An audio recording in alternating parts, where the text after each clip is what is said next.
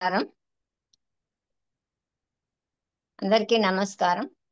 ఈరోజు మన తరగతులలో ఉపనిషత్తుల గురించి చెప్పడానికి డాక్టర్ సిఎస్ఆర్ ప్రభు గారు వస్తున్నారు. సో ముందుగా తరగతి ప్రార్థన, దేశమాతను కొలుస్తూ మన తరగతిని ప్రారంభించుకుందాం.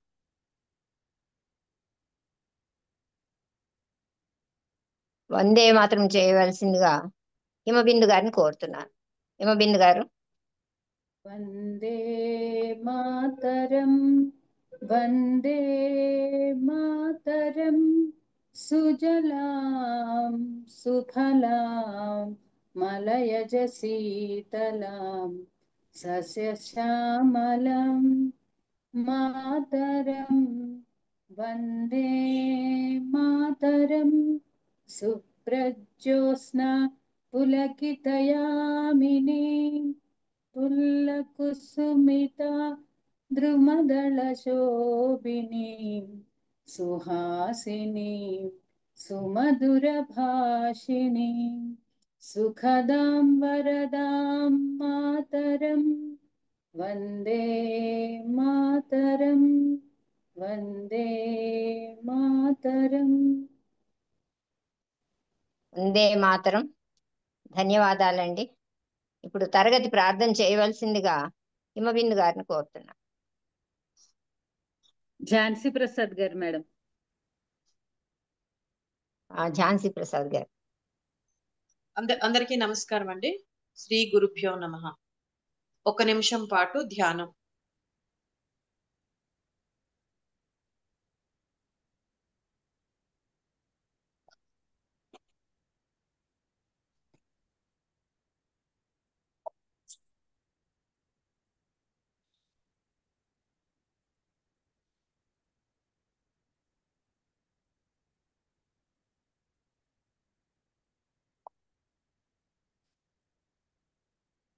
ఓం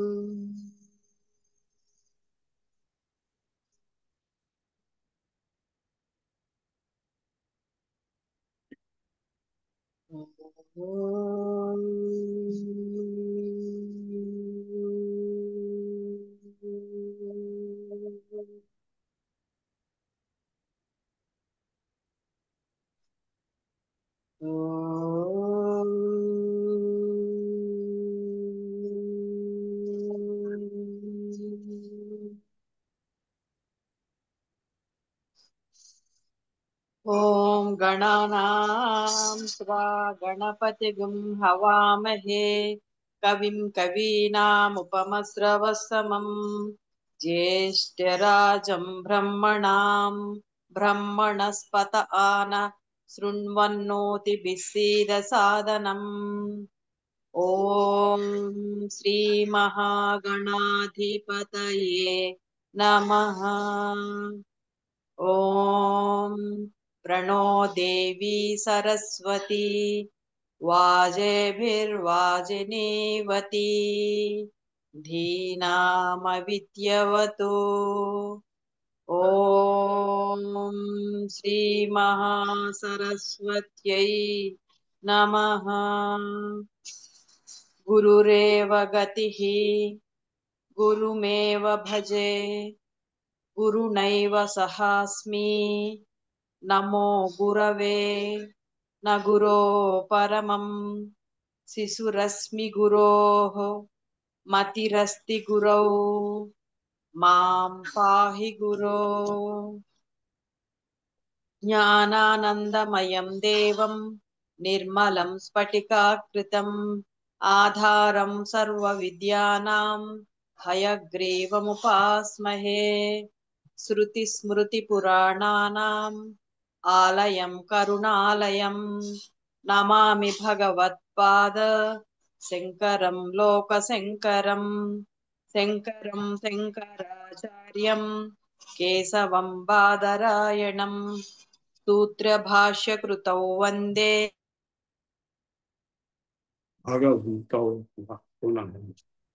భగవంతౌ పునః పునః ఈశ్వరో గురురాత్మేతి మూర్తిభేద విభాగినే मूर्तये नमः। असतो मा सद्गमय तमसो मा ज्योतिर्गमय मृत्योर्माम् अमृतंगमय। ओम शांति शांति शांतिः। मातृदेवो भव पितृदेवो भव आचार्य देवो भव अतिथि देवो भव। ओम सहना भवतु सहनौ भुनक्तु सह वीर्यं करवावहै तेजस्विनावधीतमस्तु मा विद्विषावहै। ओम शांति शांति शांतिः। श्री गुरुभ्यो नमः।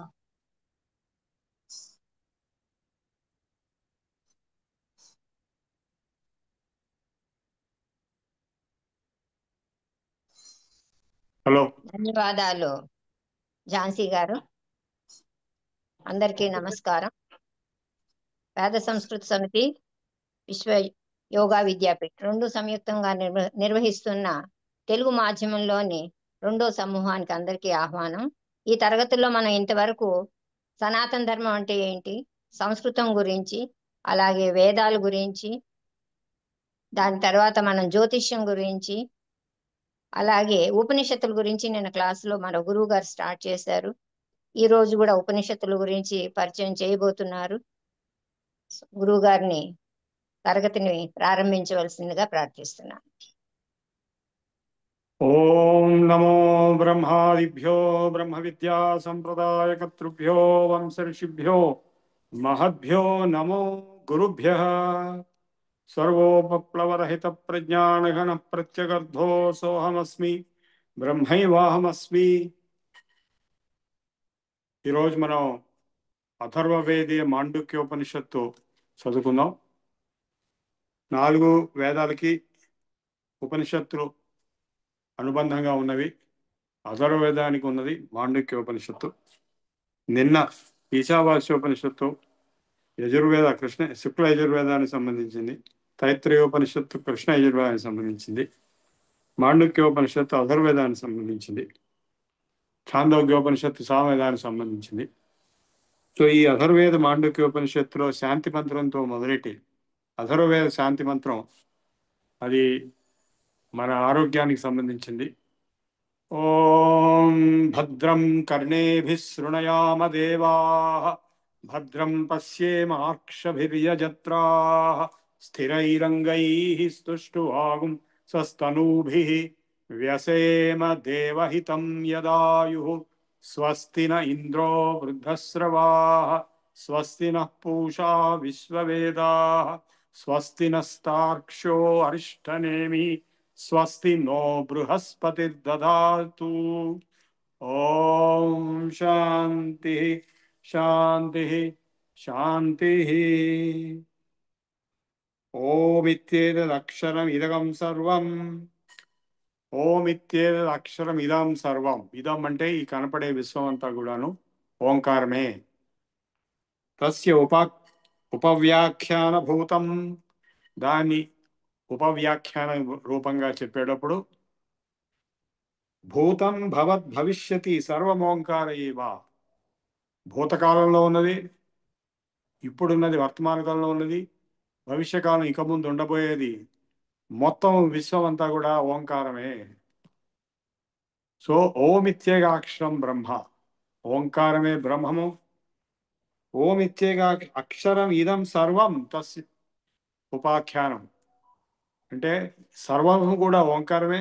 ఆ ఓంకారంలో ఇప్పుడున్న సర్వమే కాకుండా పూర్వం ఉన్న సర్వం కూడా, అంటే ఇంతకు మునుపు ఉన్నటువంటి మనుషులు కానీ, ఇంతకు మునుపు ఉన్నటువంటి వస్తువులు కానీ, ఇంతకు మునుపు ఉన్నటువంటి స్థావర జంగమైనటువంటి పదార్థములు అన్నీ కూడా, ఇప్పుడున్నటువంటి స్థావర జంగమ విశ్వం అంతా కూడా ఇక ముందు భవిష్యత్తులో మన పుట్టబోయే మనవలు, మనవరాళ్ళు, మునిమనవలు వీళ్ళందరూ కూడా, వస్తువులు కూడా, జంతువులు, వృక్షజాలాలు, 84 అంతా మొత్తం కలిపి ఓంకారమే. అర్థమైందా మీకు? యచ్చాన్యత్రికాలాతీతం తదప్యోంకార ఏవా. ఈ 3 కాలాల్లో ఉన్నది అంతా ఓంకారం అయి ఉండటమే కాకుండా 3 కాలాలకి అతీతమైంది ఏమైనా ఉంటే అది కూడా ఓంకారమే అన్నమాట. యచ్చాన్యత్ త్రికాలాతీతం తదపి ఓంకార ఏవ సర్వం హేతద్ బ్రహ్మ. ఎందుకు అలాగూ అంటే ఇదంతా బ్రహ్మమే, పరబ్రహ్మం. అదే ఓంకార రూపంలో చెప్పబడింది. అయమాత్మా బ్రహ్మ, ఇది మహావాక్యం, అథర్వవేద మహావాక్యం. అయమాత్మా బ్రహ్మ అంటే ఈ బ్రహ్మం అని చెప్పబడుతున్నది, ఈ ఆత్మ కూడా బ్రహ్మమే అని చెప్తున్నారు. అంటే మొదటి మహావాక్యం సర్వం ఖల్విదం బ్రహ్మ అని చెప్పింది, ఇప్పుడు సర్వమోంకార ఏవ అనే మీనింగ్ లో ఉంది. అది ఋగ్వేదం నుంచి వచ్చింది. అయినా కూడా ఇక్కడ చెప్పింది కూడా అదే. ఓమిచ్చేద అక్షరం ఇదం సర్వం. ఓంకారం బ్రహ్మమే సర్వమైనప్పుడు ఈ ఆత్మ కూడా బ్రహ్మమే. ఆత్మ అంటే నేను నేను నేను అని ఎవరైతే అనుకుంటున్నారో, చీమలో, బ్రహ్మలో, శివ కేశవాదులలో అంతటా కూడా నేను అనే తత్వము ప్రత్యేగాత్మ ప్రత్యక్షంగా అనుభూతిలో 24 గంటలు నాన్ స్టాప్గా అనుభూతిలో ఉన్నటువంటి సత్యం ఏంటంటే నేను నేను నేను నేను నేను నేను అనేటువంటి స్పృహ. ఆ స్పృహ ఏదైతే ఉందో అది చీమలో, బ్రహ్మలో, శివ కేశవాదులలో నిండి ఉన్నటువంటిది. అంతరంగమున ఆత్మారాముడు అనంత రూపుడై వింతలు సలుపగా. సో నేను అనేటువంటి ఆత్మారాముడు బయట అనంత రూపాల్లో వింతలు చేస్తున్నాడు అని రామదాస్ చెప్పాడు. అంతా రామమయం. రాముడన్నా, పరబ్రహ్మం అన్నా, ఓంకారం అన్నా, శివుడన్నా అంతా ఒకటే. అది ఎట్లా ఒకటి అంటే అందరూ చివరికి బ్రహ్మమే. రామ బ్రహ్మం అని చెప్పి త్యాగరాజు దశరథ రాముడిని కాదు ఉపాసించింది, బ్రహ్మమైనటువంటి రాముడు, రామ బ్రహ్మాన్. అట్లాగే ఓమిత్యేద అక్షరమిదం సర్వం తస్య ఉపవ్యాఖ్యాన భూతం భవిష్యతి సర్వమోంకార ఏవ యచ్చాన్యత్ త్రికాలాతీతం తదప్యోంకార ఏవ సర్వం హేతద్ బ్రహ్మ. ఇదంతా సర్వం ఖల్విదం బ్రహ్మ అని సర్వం హేతద్ బ్రహ్మ. అయమాత్మా బ్రహ్మ అసో అయమాత్మా చతుష్పాత్. ఈ ఆత్మ అంటే నేను అని చెప్తున్నది కూడా బ్రహ్మమే, అంటే భగవంతుడే. మరి అంతా బ్రహ్మం అయినప్పుడు నువ్వు వేరుగా ఉండటానికి వీల్లేదు కదా. అంటే సముద్రంలో నీళ్ళన్నీ ఒకటే అయినప్పుడు ఒక్కొక్క కెరటము నేను వేరు అంటానికి వీల్లేదు. సముద్రమే కెరటం కూడా. అలాగే ఈ నేను అని చెప్తున్నది ఎవరైతే ఉన్నాడో ఈ ఆత్మ, అది కూడా బ్రహ్మమే. అయమాత్మా బ్రహ్మ మహావాక్యం. సర్వం ఖల్విదం బ్రహ్మ తత్వమసి. అయమాత్మా బ్రహ్మ అహం బ్రహ్మాస్మి. ఈ 4 ఒకటే మీనింగ్ వస్తుంది. సో ఈ 4టికి ఏదైతే మీనింగ్ ఉందో ఒకటే మీనింగ్.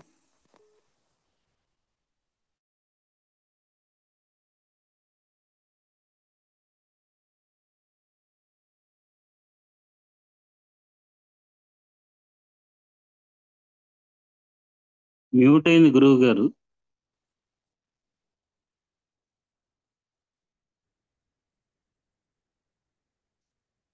మ్యూట్ అయిపోయింది గురుగారు.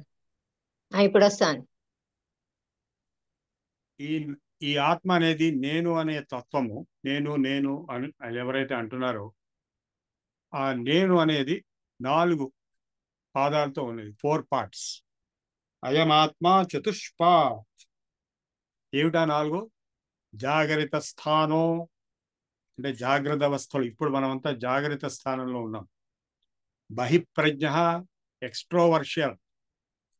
సప్తాంగ 7 అంగములతో, 19 ముఖ 19 ముఖాలతో, స్థూల భుక్ గ్రాస్ ఎంజాయర్, వైశ్వానర ప్రథమ పాద. సో ఇది ఫస్ట్ పాదం. వైశ్వానరుడు అంటే విశ్వంలో బయటికి బహిప్రజ్ఞగా ఉండేటువంటి జాగ్రత్త అవస్థ. రెండోది ఏంటి? స్వప్నస్థాన అంతఃప్రజ్ఞ ఇంట్రోవర్షియల్. స్వప్నంలో తన లోపలే ఉన్నాడు. సప్తాంగ, అక్కడ కూడా 7 అంగాలతో ఉన్నాడు. ఏకోనవింశతి ముఖ, అక్కడ 21 ముఖాలు ఉన్నాయి. ఈ 7 అంగాలు ఏంటి, 20 ముఖాలు ఏంటి, 21 ముఖాలు ఏంటి అనేది నెక్స్ట్ అడ్వాన్స్ లెవెల్లో చెప్తాము, ఇప్పుడు కాదు. మొత్తానికి ఉన్నాయి. ప్రవిభక్త తైజస, పేరు తైజసుడు అని పేరు. తేజస్ రూపంలో, తేజ రూపంలో ఉన్నాడు. ఎందుకంటే ఈ శరీరము స్థూల శరీరం పడున్నది, నిద్రావస్థలో పడున్నది. దానికి ఏం సంబంధం లేదు. స్వప్నంలో జరిగేటువంటి కార్యకలాపాలకి ఈ స్థూల శరీరానికి ఏం సంబంధం లేదు. ఈ స్థూల శరీరం జడంగా పడున్నది. కానీ స్వప్నంలో మనం ఏమిటేమిటో చేస్తున్నాము. అమెరికాకి వెళ్తాం, ఆస్ట్రేలియాకి వెళ్తాం, హిమాలయాలు ఎక్కుతాం, సముద్రం మీద వెళ్తాం, అన్నీ చేస్తాం. అది ఎవరు చేస్తున్నారు? తేజస్సుడు అనేటువంటి ఆత్మస్వరూపం చేస్తున్నాడు. మూడోది సుషుప్తి స్థానం. యత్ర సుప్తః న కంచన కామం కామయతే, ఎవడైతే ఏ కోరికలు లేకుండా ఉంటాడో, నా కంచన స్వప్నం పశ్యతి, ఏ స్వప్నం లేకుండా ఉంటాడో, తత్ సుషుప్తం, అది సుషుప్తి, గాఢ నిద్ర. సుషుప్త స్థాన ఏకీభూత, అక్కడ ఒకడే ఉన్నాడు. ప్రజ్ఞాన ఘన, అంటే రకరకాల మేనిఫెస్టేషన్స్ లేవు, ఏమీ లేదు, కానీ ప్రజ్ఞాన ఘన, థిక్ కాన్షియస్నెస్. ఆనందమయ, ఆనందంలో ఉన్నాడు. హాయిగా నిద్రపోయినానండి. ఆనంద భుక్, ఆనందాన్ని అనుభవిస్తున్నాడు. ప్రాజ్ఞ తృతీయ పాద, ప్రాజ్ఞుడని పేరు. వైశ్వానరుడు, తైజసుడు, ప్రాజ్ఞుడు.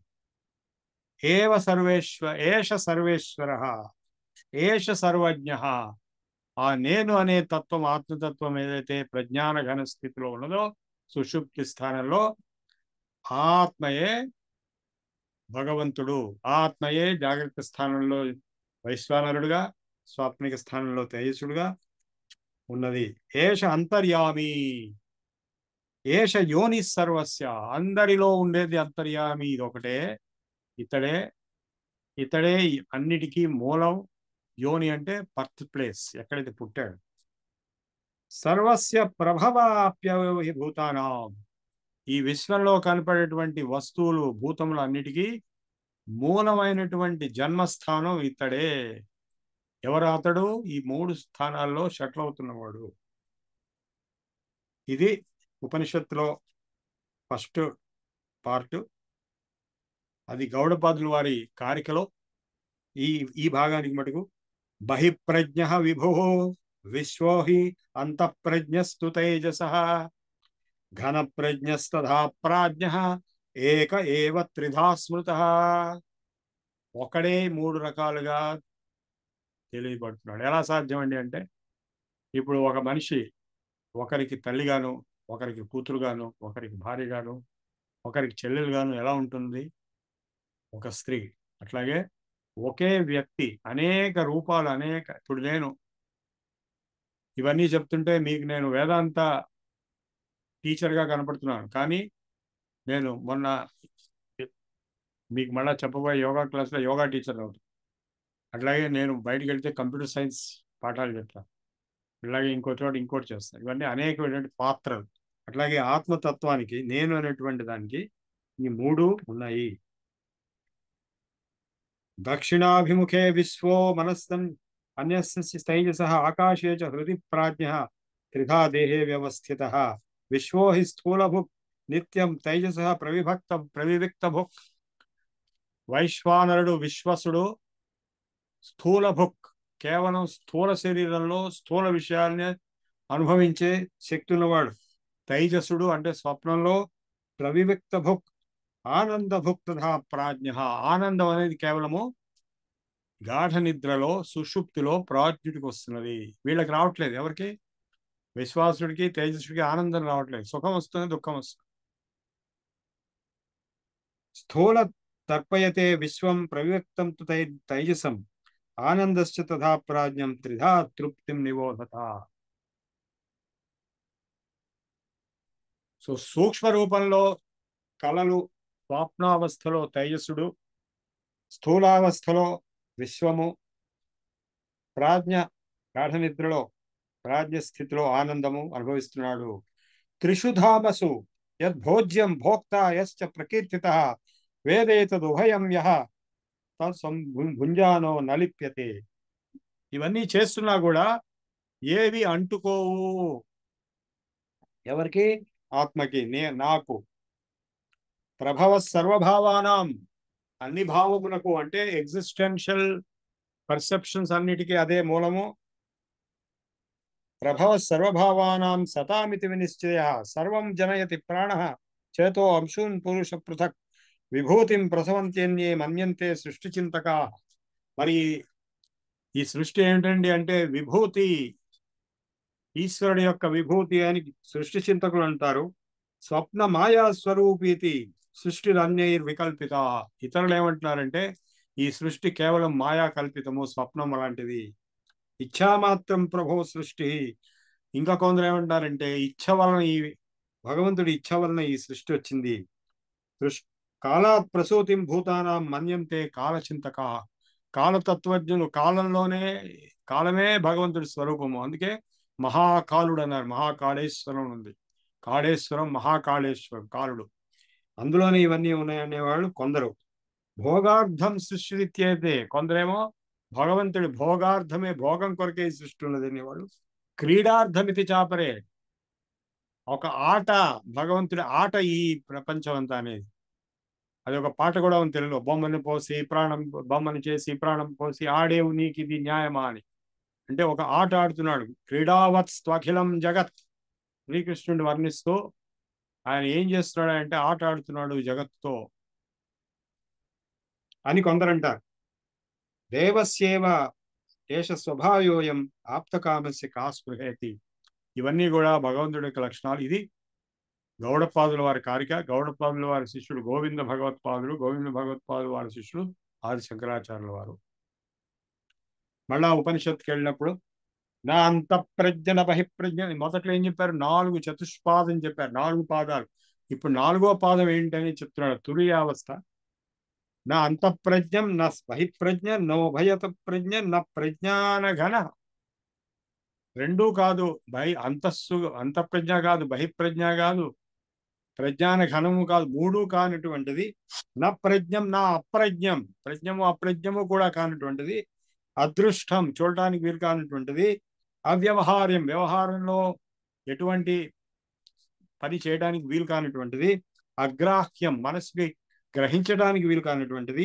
అలక్షణం, ఎటువంటి లక్షణము లేనటువంటిది.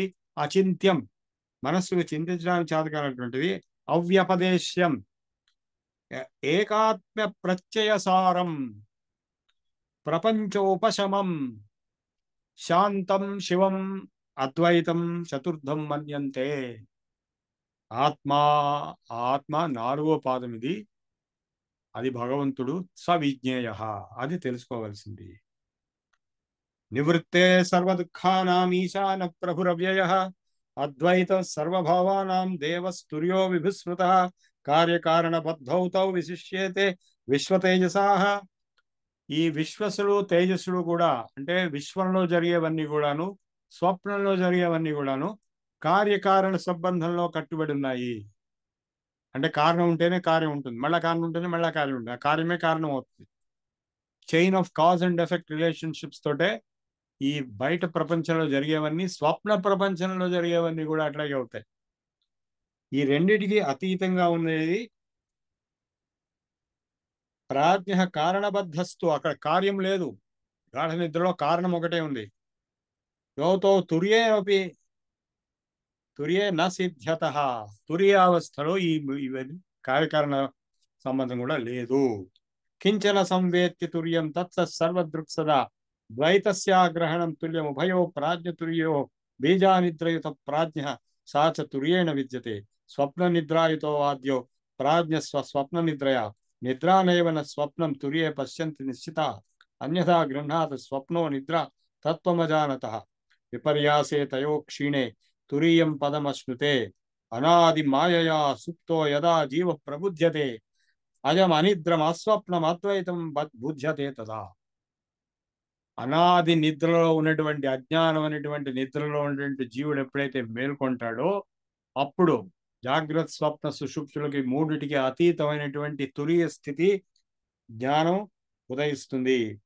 ప్రపంచోయది విద్యేత నివర్తేత న సంశయ మాయామాత్రమిదం ద్వైతం అద్వైతం పరమార్థత. సో ఇదంతా కూడా మాయా మాత్రమే. ఈ బహిర్ప్రపంచము అంతఃప్రపంచము కూడా కేవలం మాయా మాత్రము. అద్వైతమే పరమ సత్యము. వికల్పో వినివర్తేత కల్పితో యది కేనచిత్ ఉపదేశాదయం వాదో జ్ఞాతే ద్వైతం న విద్యతే. ఈ వాదనతో ద్వైతం అనేది లేదు. ద్వైతమూల మహో దుఃఖం యదృశ్యం తన్నశ్యం. ఈ దృశ్యం, ద్వైతం అంటే దృశ్యం, ద్రష్ట నేను అనేటువంటి ఆత్మ. ఇది నశిస్తూ ఉంటుంది. మీకు తెలుసు, ఇవాడున్న మనిషి రేపు ఉండడు, ఇవాడున్న వస్తువు రేపు ఉండదు, నిన్న లేని ఇవాళ వచ్చింది మళ్ళా రేపు ఉండదు. సో ఇది కంటిన్యూస్ గా మారుతూ ఉంటుంది, ఎప్పుడు పోతూ ఉంటుంది. కాబట్టి జగత్ అన్నారు. జాతే రైతా హై ఇస్లియే జగత్ హై. మళ్ళా ఉపనిషత్తుకి వెళ్తే సోయమాత్మ అధి అక్షరం ఓంకారో. ఈ ఆత్మ ఓంకారముగా చెప్పబడుతున్నది. పాద మాత్రాశ్చ. వానికి 4 పాదాలు ఉన్నాయి. ఆత్మకి 4 పాదాలు ఉన్నాయి కదా, అట్లాగే ఓంకారానికి 4 పాదాలు. అకార ఉకార మకార అన్నీ కలిపినటువంటిది 4వది తురి. జాగ్రత్త స్థానో వైశ్వానరో అకార. జాగ్రత్త అవస్థలో అకారము ప్రథమా మాత్ర అత్తే ఆదిమత్వా ద్వా ఆప్నోతి. ఆకారమే ఆది ధ్వని. సర్వాన్ కామాన్ ఆదిశ్చ భవతి ఏవం వేద. అన్ని కోరికలు ఆది అకారం. స్వప్నస్థాన తైజస. స్వప్నస్థానంలో తైజసుడు ఉకారంలో ఉన్నాడు. ఉకారు ద్వితీయ మాత్ర ఉత్కర్షాత్. ఉత్కర్షతో ఉన్నాడు. ఉభయత్వాత్ వా ఉత్కర్షతి హవై జ్ఞాన సంతతిం సమానశ్చ భవతి నాస్యా బ్రహ్మవిత్ కులే భవతి. సో ఎవరికైతే ఇది తెలుస్తుందో వాడు బ్రహ్మవిత్తుల వంశంలో పుడతాడు. సుషుప్త స్థాన ప్రాజ్ఞ మకార తృతీయ మాత్ర మితేరపితేర్వా మినోతి హవా ఇదం సర్వం అపీతిష్ట భవతి. మకారము ఇదంతా కూడా అందులోనే ఉంది. ఏవం వేద. ఇప్పుడు మళ్ళా గౌడపాదులు వారు చెప్పేది విశ్వస్యాత్వ వివక్షయాది సామాన్యముత్కటం మాత్రా సంప్రతిపత్తౌ స్యాదాప్తి సామాన్యమేవ చ తైజసస్య ఉత్జ్ఞానే ఉత్కర్షో దృశ్యతే స్ఫుటం. విశ్వసుడు తైజసుడు మాత్రా సంప్రతిపత్తౌ స్యాద్ ఉభయత్వం తథావిధం. మకార భావే ప్రాజ్ఞస్య మాన సామాన్యముత్కటం మాత్రా సంప్రతిపత్తౌతు లయ సామాన్యమేవ చ. లయం ఓంకారం చేసినప్పుడు ఏమవుతుంది? ఓం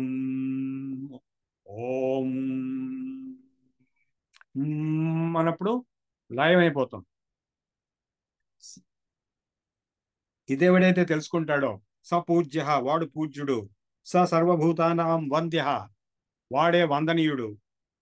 ఏష మహాముని, వాడే మహాముని.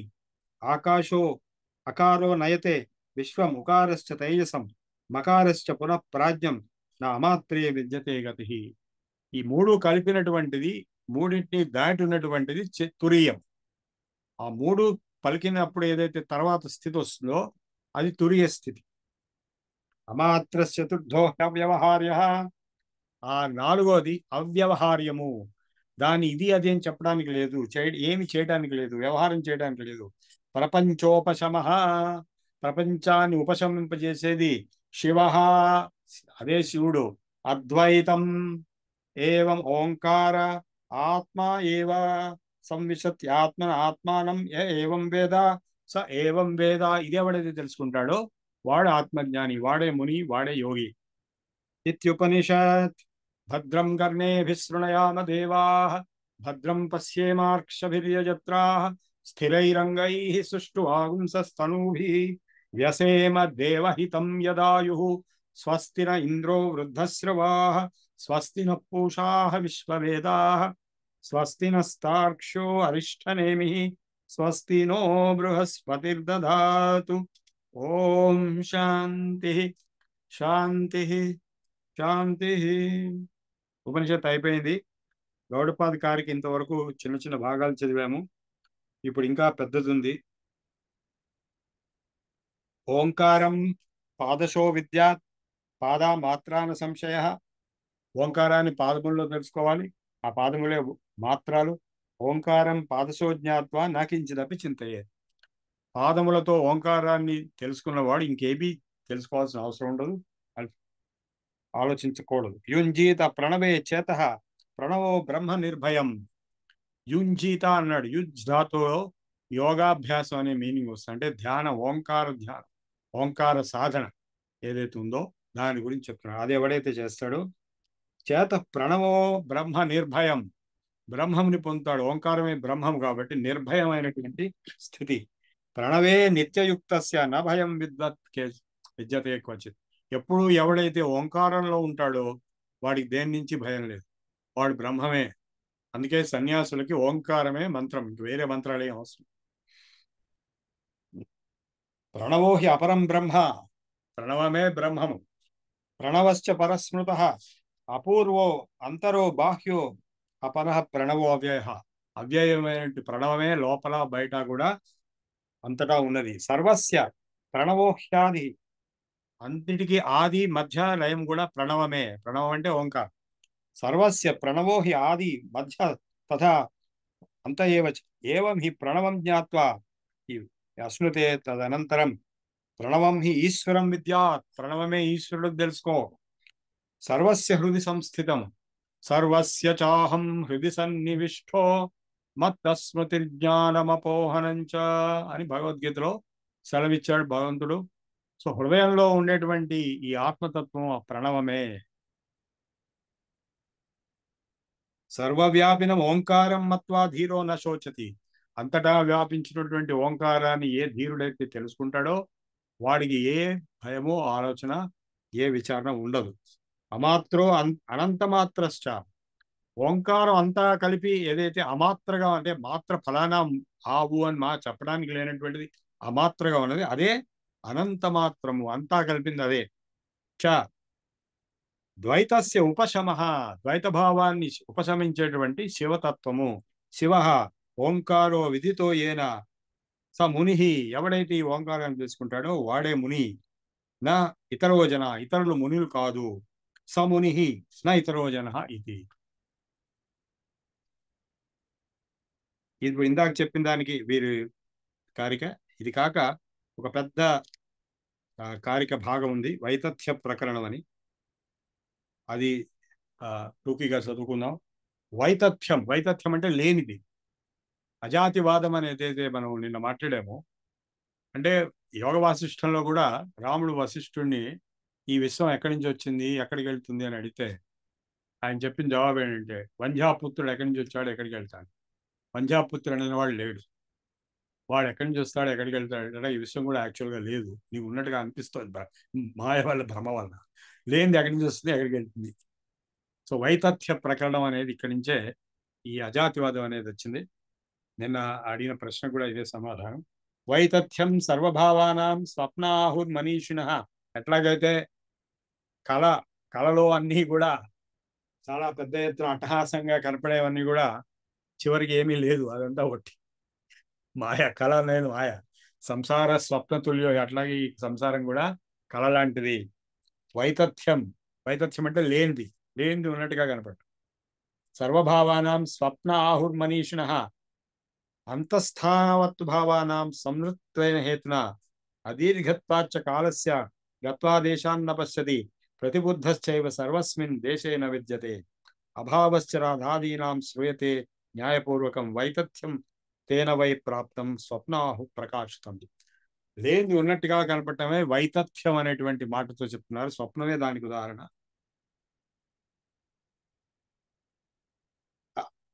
ఆదావంతే నాస్తి, మొదట్లో లేనిది చివరిలో లేనిది. వర్తమానేపి తత్తథా విధితై సదృశో అంతో అవిధత ఇవలక్షిత.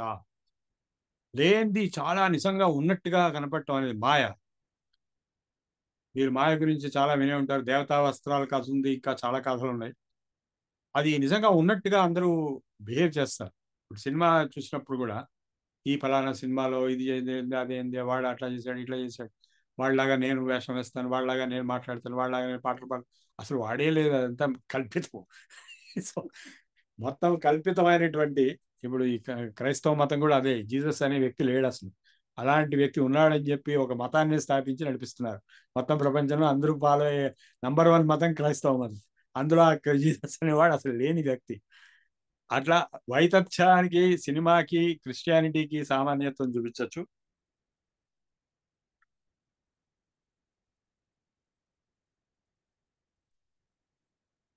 స్వప్న వృత్తానుపత్యేత సా కల్పితం బహిశ్చేతో గృహీతం సదృష్టం వైతథ్యమేతయో జాగ్రత్త వృత్తాపత్యం అంతకే కల్పితం బహిశ్చేతో గృహాతీతం సద్యుక్తం వైతథ్యమేతయో. సో జాగ్రత్త అవస్థలో కూడా ఏదైతే నిజమని మనం అందరం అందరం కలిసి డిక్లరేషన్ ఇచ్చామో, మనం అందరం నిజం అని చెప్తున్నాం కదా, అది కూడా యాక్చువల్గా నిజం కాదు. స్వప్నంలో ఎట్లాగైతే స్వప్నం వచ్చినప్పుడు స్వకాలే సత్యవద్భాతి, దాని కాలంలో అది సత్యంలాగానే ఉంటుంది. స్వప్నం ఉన్నప్పుడు ఎవరు కూడా ఇది స్వప్నము, ఇది అబద్ధము అని గ్రహించలేరు, అసంభవం. అలాగే జాగ్రత్త అవస్థలో కూడా కనపడే అనుభవాలన్నీ కూడా అవి అబద్ధములు, వైతథ్యములు, మాయా ప్రకల్పితలను ఎవరు గ్రహించలేరు.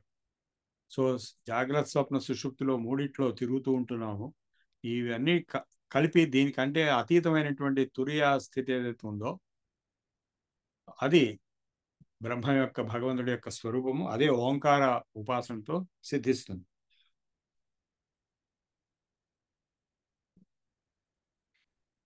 బహిశ్చేతో గృహీతం సద్యుక్తం వైతథ్యమేతయో ఉభయోరపి వైతథ్యం తే ఇదానీం స్థానయోరపి ఏతాన్ బుధ్యతే భేదాన్ కో వైతేషాం వికల్పకః కల్పయంతి ఆత్మన ఆత్మానమాత్మనా దేవ స్వమాయయా.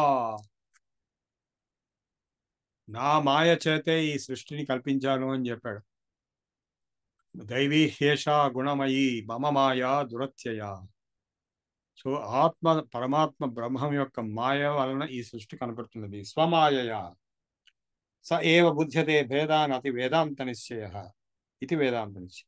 కల్పయత్య ఆత్మన ఆత్మనమాత్మా దేవ స్వమాయ వికరోత్యుపారాన్ భావా అంతశ్చిత్తే వ్యవస్థితాన్ నియతాంశ బహిశ్చిత్తం ఏవ సంకల్పయతే ప్రభు.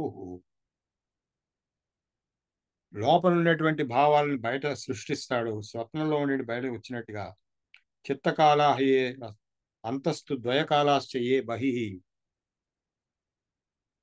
కల్పితా ఏవతే సర్వే. స్వప్నంలోవి బహిలో ఉన్నవి కూడా కల్పితంలే అని ఎట్లా అంటున్నామండి అంటే, సినిమాకే ఉదాహరణ. సినిమా చూసిన వాడు అది నిజమని అనుకుంటున్నారు, అది కల్పితము. క్రిస్టియన్ మతం మొత్తం కల్పితము. జీసస్ అనేవాడు లేడు, కల్పిత పాత్ర. బైబిల్లో కల్పిత పాత్ర. పాల్ అనేవాడు కల్పించుంటాడు. అవ్యక్త ఏవ అంతస్తు స్ఫుట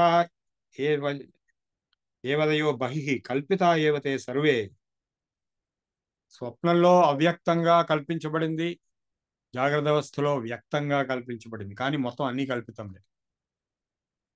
ఎందుకు కల్పితములు అంటున్నాం అంటే, ఇప్పుడు అనేక ఉదాహరణలు చెప్పచ్చు. ఇది అనేకమైనటువంటి కావ్యాలు, నాటకాలు కల్పితాలు. మీరు ఆంధ్రప్రభ పత్రిక చదివితే చదివిన తర్వాత లాస్ట్ కింద కల్పితం అని బ్రాకెట్ రాసు, మొత్తం కల్పితమే. రామాయణం కావ్యము, కానీ రాముడు ఉండినాడు, రాముడి టైంలో వాల్మీకి ఉండినాడు కాబట్టి, అది చూసినాడు కాబట్టి రాశాడు. అంటే అందులో ఉన్నవన్నీ నిజమా అంటే అన్నీ నిజం కాకపోవచ్చు, కొన్ని కొన్ని ఆయన కవి కల్పించినవి కావచ్చు. సో కల్పితమే మొత్తం జగత్తు. మీకు కనపడేది కూడా కల్పితమే. అంటే ఇప్పుడు చిన్న పిల్లకి ఏమీ తెలియదు, ఆ బేబీ పెరుగుతున్న కొద్దీ ఒక్కొక్కటి పేర్లు మనం నేర్పిస్తాము, ఒక్కొక్కటి నేర్పిస్తాము. సో మనసులో అవన్నీ నేర్చుకుని ఈ కల్పిత జగత్తుని నిజమనే స్థితికి తీసుకొస్తాం. ఇంకొక ముఖ్యమైన విషయం ఏంటంటే, ఈ కల్పితమైన జగత్తు ఎందుకంటున్నామంటే, ప్రతి జీవికి వివిధ రూపాల్లో కనపడుతుంది. ఏ ఇద్దరు వ్యక్తులకు కానీ, ఇద్దరు జీవులకు కానీ ఒకే సత్యం కనపడదు, అసంభవం. వాళ్ళు ట్విన్స్ అయినా సరే, ఒకేసారి పుట్టిన వాళ్ళైనా సరే, ఒకేసారి పుట్టి పెరిగి ఒకేసారి చదువుకున్న వాళ్ళైనా సరే, ఇద్దరికి వేరుగా కనబడుతుంది ఈ విషయం. దీనికి అనేకమైనటువంటి నిరూపణలు ఉన్నాయి. ఫర్ ఎగ్జాంపుల్, ఒక కథ, నేను చందమామలు చెప్పిన కథ. ఒక చిన్న పిల్లవాడు తప్పిపోయినాడు. ఆ తప్పిపోయిన పిల్లవాడిని, ఏరా మీ అమ్మ ఎక్కడుంది, ఎప్పుడు వస్తుంది అంటే, మా అమ్మ వస్తుంది, ఇక్కడికి వస్తుంది. మీ అమ్మ ఎట్లా ఉంటుంది అంటే, మా అమ్మ చాలా అందంగా ఉంటుంది, ఇదిగో ఇక్కడికి వస్తుంది, ఇట్లా వస్తుంది అని చెప్పాడు. సరే అని వెయిట్ చేయగా ఎప్పుడో కొందరు స్త్రీలు రావడం మొదలెట్టారు. అందులో ఈవిడ మీ అమ్మ అంటే, కాదు కాదు, బాగా అందంగా ఉన్నవాడిని చూపించి, ఇదిగో ఈవిడ అందంగా ఉంది మీ అమ్మ అంటే, కాదు కాదు అని చివరికి ఒక గుడ్డి ఆవిడ్ని, ఒక కన్ను గుడ్డి ఆవిడ్ని, వికారంగా ఉన్నవాడిని, ఈవిడే మా అమ్మ అని, చాలా అందంగా ఉంటుంది అన్నాడు. ఆ కొడుక్కి ఆ తల్లి అందంగా కనపడుతుంది, వేరే వాళ్ళకి అందంగా కనపడరు. ఒక తండ్రికి తన పిల్లలే అందంగా కనపడతారు.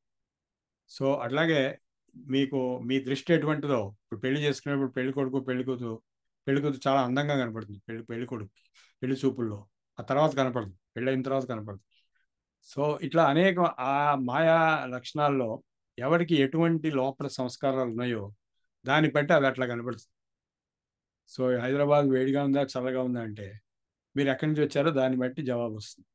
మీరు విజయవాడ నుంచి వస్తే చాలా చలిగా ఉన్నట్టే లెక్క, అదే ఢిల్లీ నుంచి వస్తే చాలా వేడిగా ఉన్నట్టు. So all experience of so called reality is a conditioning of the consciousness. So reality అంటే ఎవరికి తెలియదు, ఎవరి వర్షన్ వాళ్ళు చెప్తారు. అంటే అసలు రియాలిటీ ఉందా లేదా అంటే ఉంటుంది, కానీ నువ్వు చెప్పేది కాదు. వీటన్నిటికీ అతీతమైనటువంటి అదే బ్రహ్మం, అదే ఓంకారం అని చెప్తున్నాడు. ఇదంతా వైతథ్యం. జీవం కల్పయతే పూర్వం తతో భావాన్ పృథక్ విధాన్ బాహ్యా వా ఆధ్యాత్మికాంచైవ యథా విద్య తథా స్మృతి అనిశ్చితా యథారజ్జు అంధకారే వికల్పిత సర్పధారాది భావై తత్ ఆత్మ వికల్పిత. రజ్జు సర్ప భ్రాంతి అనే వేదాంత శాస్త్రంలో చాలా పెద్ద ఎత్తున అధ్యాసం అని, సూపర్ ఇంపోజిషన్, మసక చీకట్లో తాడు ఉన్నప్పుడు అది పాము లాగా కనపడింది, ఇలా పాములాగా ఉంది కాబట్టి అది పాము అనుకుని చెప్పంగానే అందరూ కట్టెలు తీసుకొచ్చి ఆ పాముని చంపడానికి గట్టిగా కొడుతున్నారు. ఆ పాము ఎంతకీ చావదు, కొడుతూనే ఉన్నారు. చివరికి ఒక ఆయన లైట్ తీసుకొచ్చి చూపిస్తే అప్పుడు అది బాగా చూస్తే అది పాము కాదు, తాడు అంతే. సో ఇప్పుడు ఆ పాము ఎక్కడుంది, పాము ఎలా బతికిందా చచ్చిపోయిందా, పాము యొక్క తల్లిదండ్రులు ఎవరు, పాము అడ్రస్ ఏమిటి, ఇలాంటివన్నీ అడిగితే ఎంత వేళాకోళంగా ఉంటుందో. పాము వైతథ్యం లేనిది. ఈ జగత్ కూడా అంతే. ఈ జగత్ సూపర్ ఇంపోజిషన్ ఆన్ బ్రహ్మన్. మాయా, ఈ జగత్తు మాయా రూపమైనటువంటి సూపర్ ఇంపోజిషన్ బ్రహ్మం మీద. బ్రహ్మమే ఈ జగత్తుగా మాయా రూపంలో అనేక మందికి అనేక రకాలుగా కనబడుతుంది. ఒక స్త్రీ తన భర్తకి ఒక ప్రేయస్లాగా కామరూపంలో కనబెట్టిన, ఇంకొకళ్ళకి సోదరిగా, ఇంకొకళ్ళకి తల్లిగా, ఇంకొకళ్ళకి కూతురుగా, ఇంకొకళ్ళకి టీచర్గా, ఇంకొకళ్ళకి సబార్డినేట్గా, ఇంకొకరికి బాస్గా కనపడుతున్నట్టుగా, అట్లాగే ఒక పురుషుడు ఒకరికి తండ్రిగా, ఒకరికి కొడుకుగా, ఒకరికి భర్తగా, ఒకరికి తాతగా, ఒకరికి మిత్రుడుగా, ఇట్లా అనేక పాత్రలు వహించినట్టుగానే ఒకే పరబ్రహ్మతత్వము ఈ జగద్రూపంలో అనంతమైన అంతరంగమున ఆత్మారాముడు అనంత రూపుడై వింతలు సల్పగా అంతారామమయం అన్నాడు రామదాస్. సో ఇది అద్వైత తత్వజ్ఞానం. ఇది తెలుసుకోవడానికి ఒక జీవితం కాలం సరిపోకపోవచ్చు. నేను ఇప్పుడు 60-70 ఏళ్ళ బట్టి ప్రయత్నం చేస్తున్నాను తెలుసుకోవడానికి. తెలుసుకోకపోయినా తెలుసుకున్నట్టుగా వేరే వాళ్ళు కూడా చెప్తున్నాను. సో ఎవరికో ఎంతో అంత తెలుస్తుంది. ఎందుకంటే ఎవడైతే నాకు తెలుసు అంటాడో వాడికి ఏం తెలియదు. అది ఆ మాట ఉపనిషత్తు కూడా ఆ మాట చెప్పింది. నాహం మన్యే సువేద ఇతి నోన వేదేతి నాకు తెలియదంటానికి కూడా లేదు. అంటే ఎంతో కొంత తెలిసి ఉండొచ్చు, ఎంతో కొంత తెలియకపోవచ్చు. యోనస్ తద్వేద నోన వేదేతి వేదచ. అంటే ఈ సబ్జెక్ట్ ఒకటే కాదు, వేరే సబ్జెక్ట్స్ కూడా భర్తృహరి అంటాడు, ఫలానా సబ్జెక్టు నేను బాగా చదువుకున్నాను, నాకు బాగా వచ్చు అనుకునేవాడిని. ఎంతవరకు?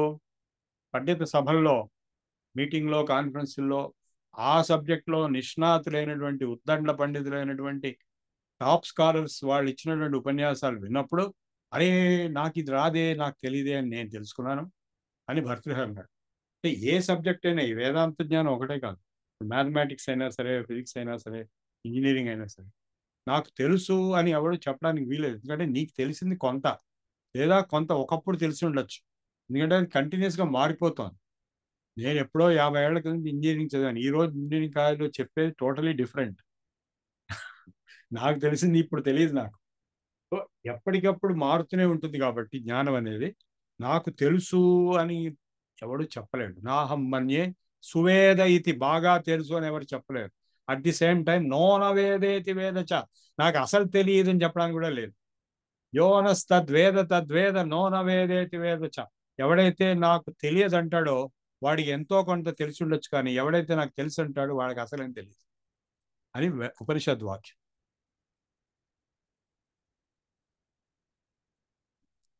వేదా ఇది చ వేదవిదో, యజ్ఞా ఇది తద్విదః, భోక్తేతి చ భోక్తృవిదో భోజ్యవిది తద్విదః. ఎవరి విజ్ఞత దేనిలో ఉంటే అదే వాళ్ళు సత్యం అని చెప్తారు. ఇప్పుడు మీరు అన్నమయ్య పాట ఒకటి చాలా ప్రసిద్ధిగాంచిన పాట ఉంది, అది అందులో మొత్తం తత్వం చెప్పాడు. అదే వీరు చెప్తున్నారు. ఎంత మాత్రమున ఎవరు దలచిన అంత మాత్రమే నీవు కొలుతురు నేను వైష్ణవులు విష్ణువని, శైవులు ఆది భైరవుడవని అంటే శివుడువని, వేదాంతులు పరబ్రహ్మమని, శాక్తేయులను బాలాజీ శక్తివని. సో ఎవరు ఎంత మాత్రం, మిగిలిన వాళ్ళు రాయని, నాస్తికులు కమ్యూనిస్టులు డికేడిఎంకే వాళ్ళు అది కేవలం రాయి అనే వాళ్ళు కూడా ఉన్నారు.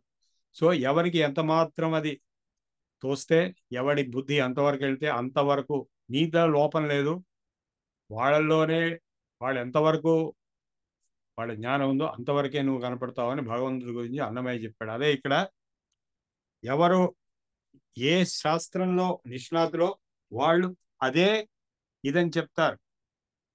ప్రాణ ఇది ప్రాణవిదో భూతానీతి చ తద్విదః, గుణ ఇది గుణవిదః, తత్వానీతి చ తత్వవిదః, పాదా ఇది పాదవిదో, విషయా ఇది తద్విదః, లోకా ఇది లోకవిదో, దేవా ఇది తద్విదః, వేద ఇది వేదవిదో, యజ్ఞా ఇది తద్విదః, భోక్తేతి చ భోక్తృవిదోభ్యోజ్యమితి తద్విదః, సూక్ష్మ ఇది సూక్ష్మవిదః, స్థూల ఇది చ తద్విదః, మూర్త ఇది మూర్తవిదో, మూర్త ఇది చ తద్విదః, కాల ఇది కాలవిదో, దిశ ఇది చ తద్విదః, వాద ఇది వాదవిదో, భువనాని ఇది తద్విదః, మన ఇది మనోవిదో, బుద్ధిరితి చ తద్విదః, చిత్తమితి చిత్తవిదో, ధర్మాధర్మౌ చ తద్విదః.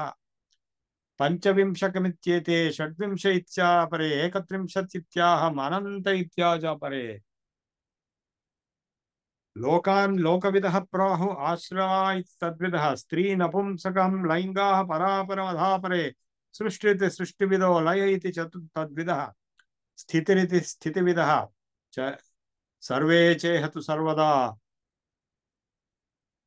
యం భావం దర్శయేద్ యస్య తం భావం నతు పశ్యతి సతు పశ్యతి నతు పశ్యతి తం చాపి సభూత్వా అసౌ తద్గ్రహ సముపైతం. సో యద్భావం తద్భవతి అని సింపుల్ స్టేట్మెంట్ ఉంది. ఎవరికి ఏది వచ్చో అదే వాళ్ళకి కనపడుతుంది. ఇది మీకు చాలాసార్లు ఇంతకుముందు కూడా చెప్పే ఉంటాను, మీకు తెలుసు కూడాను. ఆకలి మీద ఉన్నవాడికి ఈ ప్రపంచంలో కనపడేది ఒకటే, అది ఆహారం, భోజనం. ఇలా కామాతుడైన వాడికి కనపడేది ఒకటే, ఆ కామమే కనపడుతుంది, సెక్స్ కనపడుతుంది. అలాగే దొంగకి దొంగతనమే కనపడుతుంది, డాక్టర్కి రోగులు రోగాలే కనపడతాయి. సో ఎవరికి ఏ దృష్టి ఉన్నదో కండిషనింగ్ అదే వాళ్ళకి కనపడుతుంది.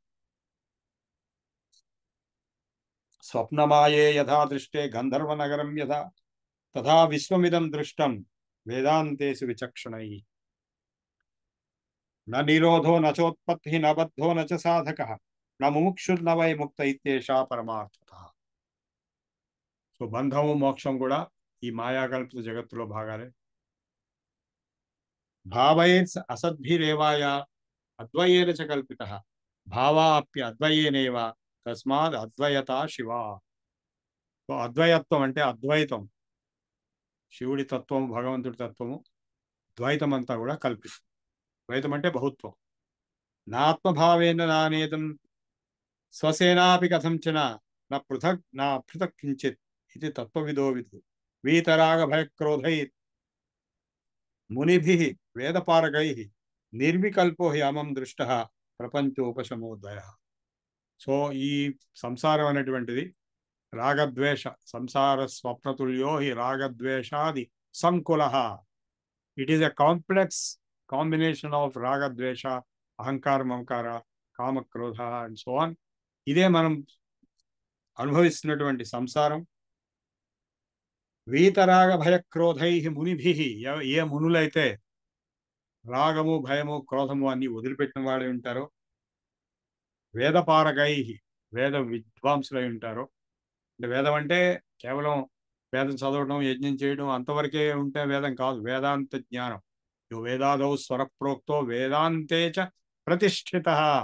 వేదాంతంలో ఏ భగవతత్వం అయితే ప్రతిష్ఠింపబడిందో అది కూడా తెలిసిన వాడైతేనే నిజమైనటువంటి వేదపారగుడు, నిజమైనటువంటి బ్రహ్మనిష్ఠుడు. శ్రోత్రియం బ్రహ్మనిష్టం అన్నారు. శ్రోత్రియుడు అంటే శృతి తెలిసినవాడు, బ్రహ్మయందు నిష్ఠుడై ఉన్నవాడు, వాడే గురువు అయ్యే అర్హత కలిగినవాడు. నిర్వికల్పోహయం దృష్ట ప్రపంచోపశమ అద్వయ. వాడికి ప్రపంచం ఆగిపోతుంది, ఉపశమించిపోతుంది. తస్మాత్ ఏవం విదిత్వైనం అద్వైతే యోజయేత్ స్మృతిం. ఎవడైతే 24 గంటలు అద్వైత స్థితిలో ఉండగలడో, అద్వైతం సమనుప్రాప్య జడవల్లోకమాచరే. అద్వైత స్థితిలో అవధూత రమణ మహర్షి లాంటి వాడు, రామకృష్ణ లాంటి వాడు ఒక మామూలు జడులాగా సంచరిస్తుంటాడు. బయట వాడికి ఏం కనపడదు. ఆయన ఏముంది, గోచి కట్టుకుని అదే చిన్న బట్ట కట్టుకుని తిరుగుతుంటాడు. బయట వాడు మామూలు వాడు ఏమనుకుంటాడు, వాడికి ఏమి వాడు బిచ్చగాడు అనుకుంటాడు. కానీ వాడికి ఉన్న స్థితి ఏంటి? చలాచల నికేతశ్చేతి యాదృచ్ఛికో భవేత్. నిస్తుర్ నిర్మనస్కారో నిస్వధాకార ఏవచ చలాచల నికేతశ్చ యతిర్యాదృచ్ఛితో భవేత్. అవధూత స్థితి. అవధూత గీతలో అవధూత స్థితి, దత్తాత్రేయుడు అవధూత, రమణ మహర్షి కూడా అవధూత. వాళ్ళ స్థితిని చెప్తున్నాడు. నిస్తుతి నిర్నమస్కారో, స్తుతి నమస్కారము, నిస్వాధాకారమేవచ చలాచల నికేతశ్చ యతిర్యాదృచ్ఛికో భవ. ఏది ఎట్లా వస్తే అట్లాగే తీసుకున్నాడు. Is not going to be affected by స్తుతి నింద. తుల్య నింద స్తుతిర్మౌని సంతుష్టో ఏన కేనచిత్ 12వ అధ్యాయంలో కూడా చెప్తాడు. తత్వం ఆధ్యాత్మికం దృష్ట్వా, తత్వం దృష్ట్వా తు బాహ్యతః తత్వీభూత తదారామ. ఎప్పుడు తత్వజ్ఞానంలో ఆరామిస్తూ ఎవడైతే ఉంటాడో సహ ప్రచ్యుతో భవేత్. ఇది గౌడపైదేయ మాండూకోపనిషత్కారిక వైతథ్య ప్రకరణం. అట్లాగే అద్వైత ప్రకరణం అని ఉన్నది. అందులో ఉన్నదే అద్వైత సిద్ధాంతంగా శంకరాచార్యులు గారు చెప్పారు. అది చాలా పెద్దది, అది నేను వదిలేస్తున్నాను. సో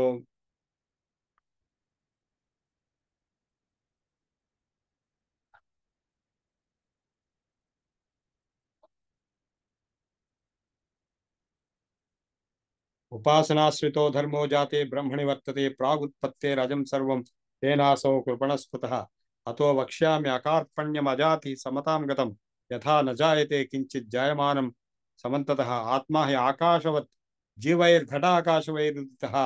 ఆత్మ అనేది ఆకాశం వంటిది, జీవుడు అనేటువంటి వాడు ఘటాకాశం అంటే కుండలో ఉన్నటువంటి ఆకాశం వంటి వాడు చిన్న భాగము.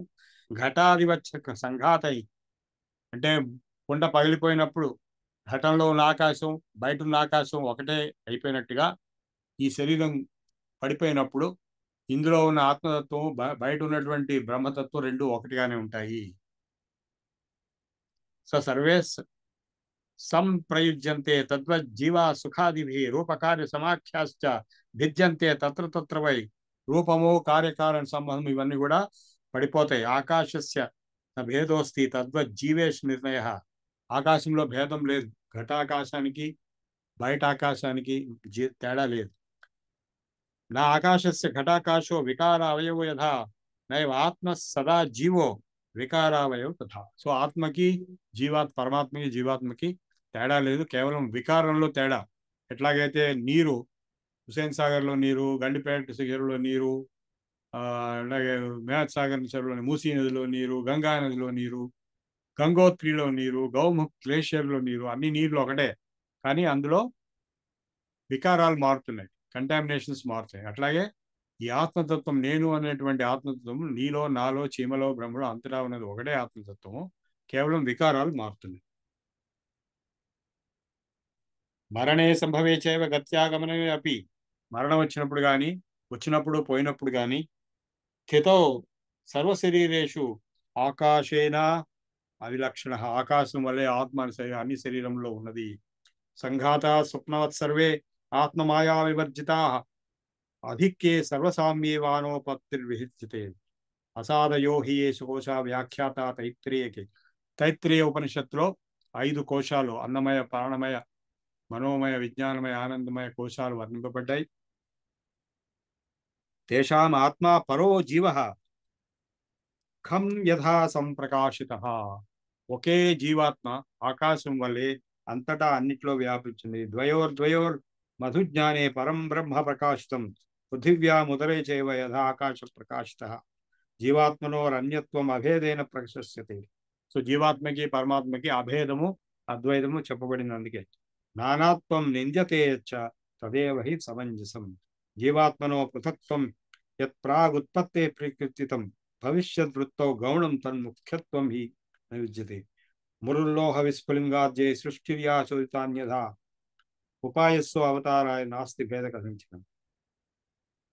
సో ఇట్లా మొత్తము ఈ అద్వైత ప్రకరణంలో అన్ని రకాల భేదాలు చూపించి, ఆ భేదాలన్నిటికీ ఏకత్వం, అద్వైతమే అసలైనటువంటి సత్యము అని చెప్పి అద్వైత ప్రకరణంలో గౌడపాదులు వారు నిరూపించారు.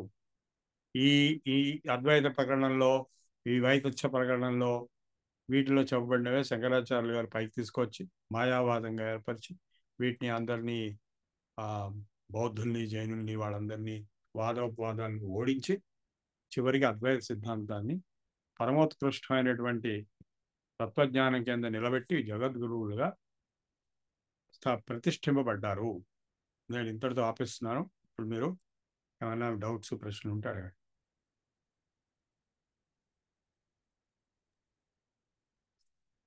ఎవరికైనా ప్రశ్నలు ఉంటే అడగచ్చు. హ్యాండ్ రైజ్ చేయండి, లేదు అన్మ్యూట్ చేసుకుని గురువు గారిని అడగండి. నమస్కారం గురువు గారు. ఆ, ఇప్పుడు ఇది మనకి మాండుక్య ఉపనిషత్తు అధర్వణ వేదం నుంచి నాకు వచ్చింది అన్నారు. వినపట్లేదు మీ మాట. గురువు గారు వినిపిస్తుందా మాట? హలో, వాయిస్ ఇది సౌండ్ అందరికి ఎవరికి వినిపించట్లేదండి? అంటే వినపడుతుంది కానీ చాలా వినిపిస్తుంది. లైట్ గా వినపడుతుంది నాకు నాకు ఈ మాట. వినపడుతుందండి. మాకు వినిపిస్తుంది. వినిపిస్తుందండి. నేను ఒకసారి వినిపిస్తుంది, మాకు బయటికి వెళ్ళి వినిపిస్తుంది. వస్తాను. అయితే నా ప్రాబ్లం ఏమో తెలియదు. నేను ఒకసారి అదే మిగతా వారికి వినిపిస్తుందండి. ఒక్క నిమిషం మీరు మ్యూట్ చేసుకోండి సార్. గురుగారు మళ్ళీ జాయిన్ అవుతారు.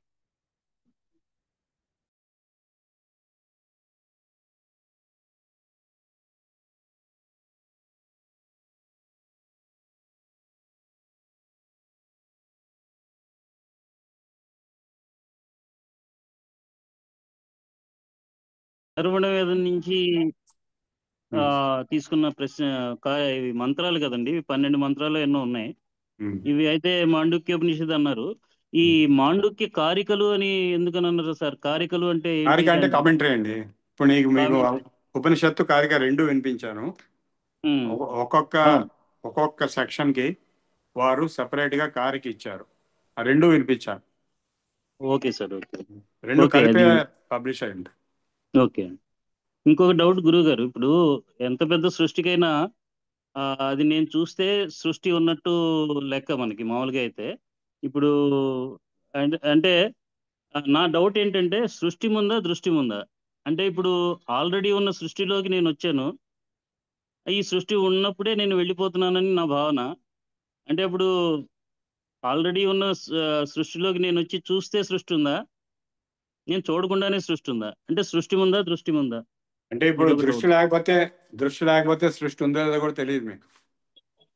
కాబట్టి అంటే సృష్టి ఉంటే కదా గురువు గారు నేను చూసే. అది అజంప్షన్.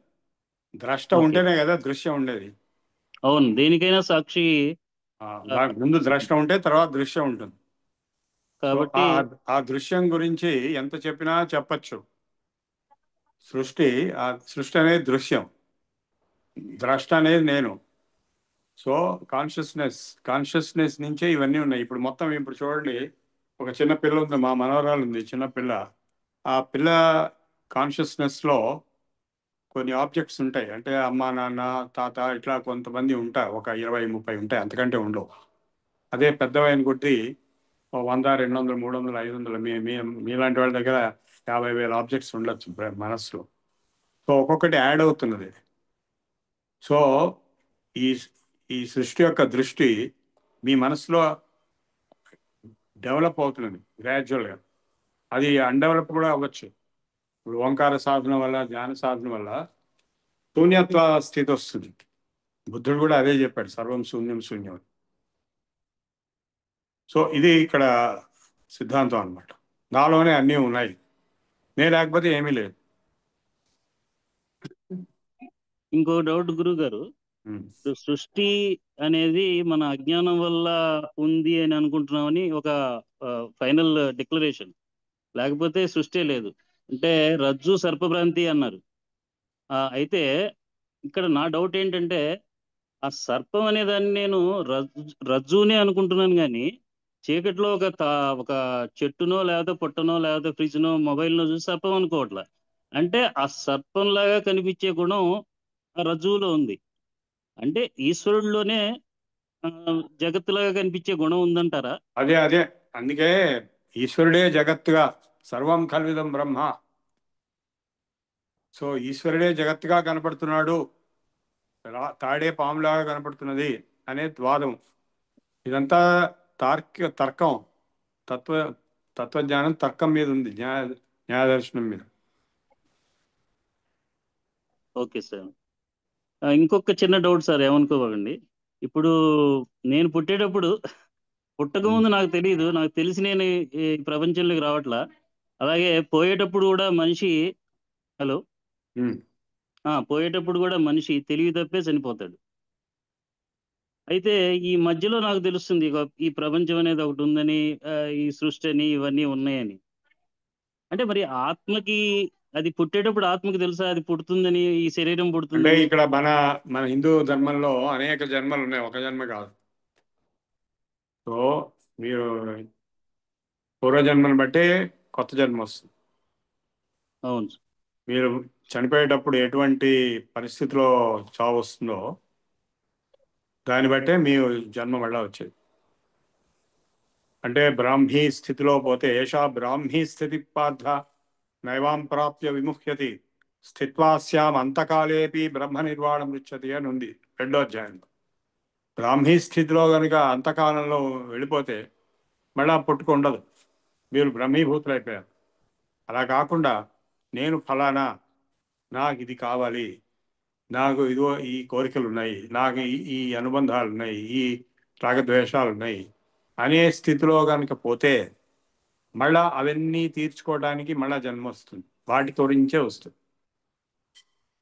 అందుకే కోరికలు వదిలిపెట్టేమన్నారు ముందు. ఇప్పుడు ఎల్లుండి గురునానక్ బర్త్డే, ఆయన ఒకసారి ఎక్కడికో వెళ్తుంటే ఎవడో ఒక మనిషి వాళ్ళ చనిపోయిన తండ్రికి కర్మ చేస్తున్నాడు. ఈ మధ్యనే చనిపోయాడు, సంవత్సరం అయిందో 2 నెలలు అయిందో. చేస్తుంటే ఈయన గురునానక్ గొప్ప యోగి కాబట్టి అక్కడ ఒక తోడేలు చూపించి, ఇదిగో ఇదే మీ నాన్న అని చెప్పాడు.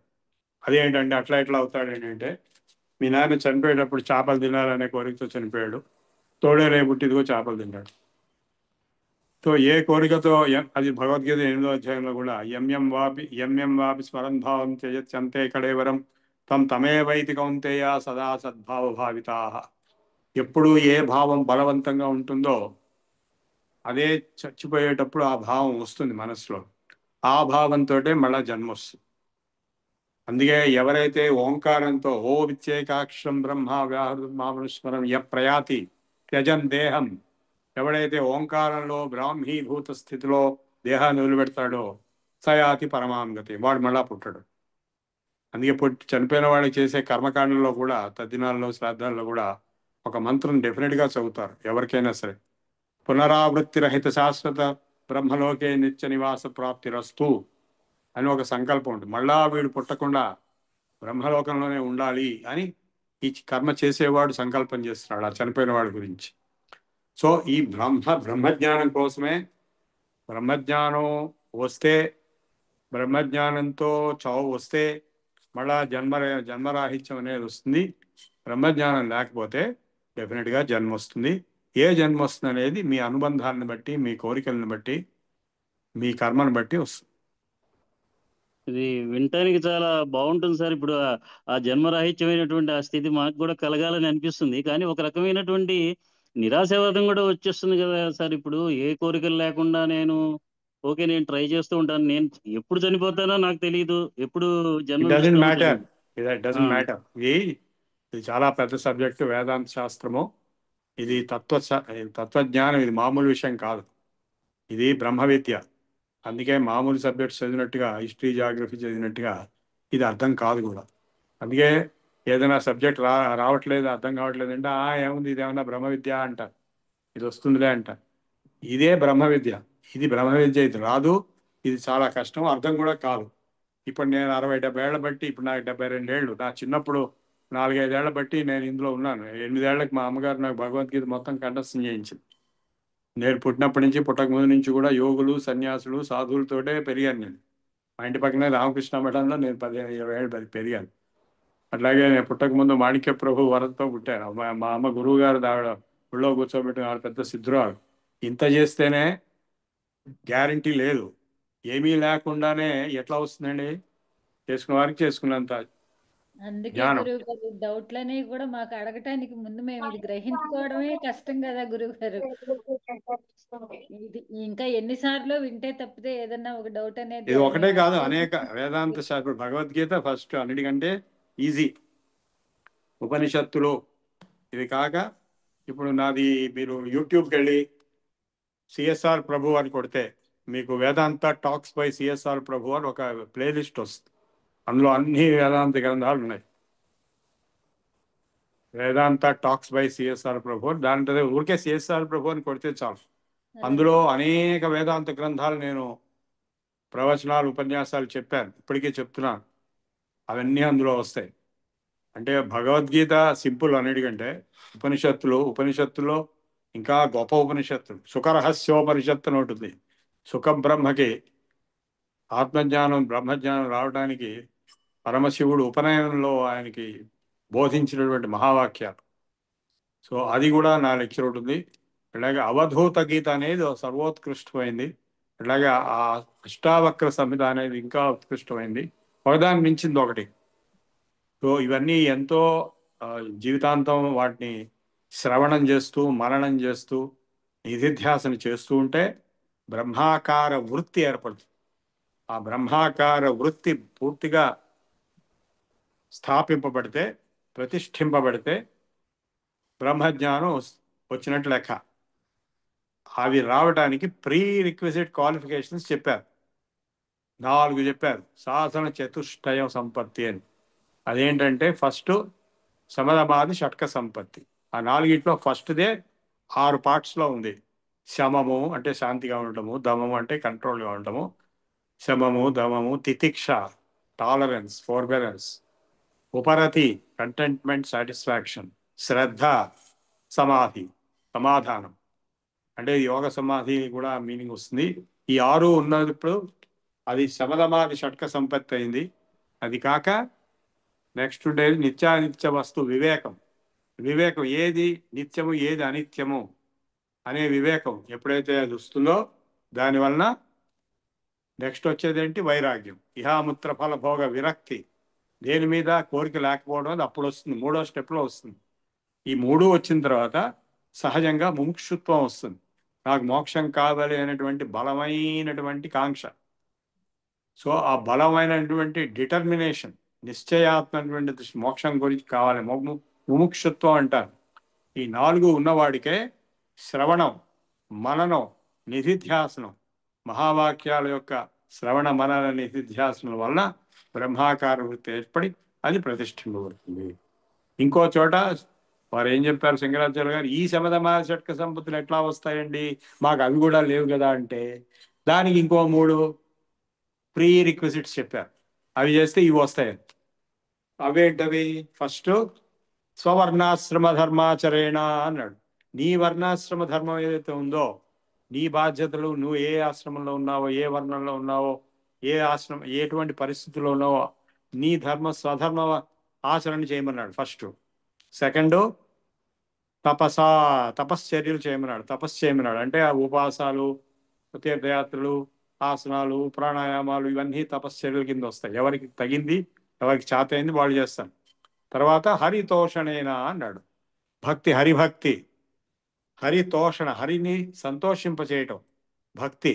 అంధేందూదయముల్ మహాబధిర శంఖారావముల్, అంధ ఇందూదయముల్ మహాబధిర శంఖారావముల్ మూఖ సగ్రంథ పఠనము కృతఘ్నావళి బంధు నపుంసక వధూకాంక్షలు కృతఘ్నావళి బంధుత్వములు లుబ్ధ ద్రవ్యములు భస్మహవ్యములు హరిభక్తి వర్జిత రిక్త వ్యర్థ సంసారములు అన్నాడు పోతన గారు.